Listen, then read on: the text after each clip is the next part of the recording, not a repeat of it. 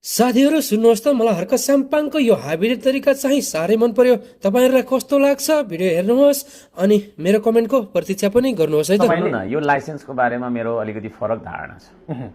Licence भनेको certificate हो, त्यो सर्टिफिकेटलाई रिन्यू गरिरहनुपर्छ र फेरि विधि बनाउने ठाउँमा तपाईँ सुन्नु न, त्यो सबै गलत कुराहरू छ। कुरा बुझ्नुभयो? उहाँले हामी नेपालीलाई र हाम्रो नेपाल देशलाई युरोप, अमेरिका, अस्ट्रेलिया भन्दा पनि एडभान्स बनाउने सोच राख्नु भएको रहेछ।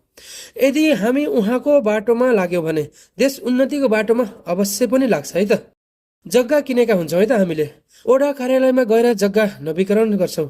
त्यो किन गर्नु पर्यो वर्षमा? अनि व्यापार दर्ता गरेका पनि हुन्छौँ है त। 5 वर्षमा नवीकरण गर्ने सरकारले नियम पनि बनाएको छ। त्यो नवीकरण किन गर्नु पर्यो? अनि रह्यो व्यापार त पहिले नै दर्ता गरिसकेका हुन्छौँ, त्यो पनि नवीकरण किन गर्नु पर्यो?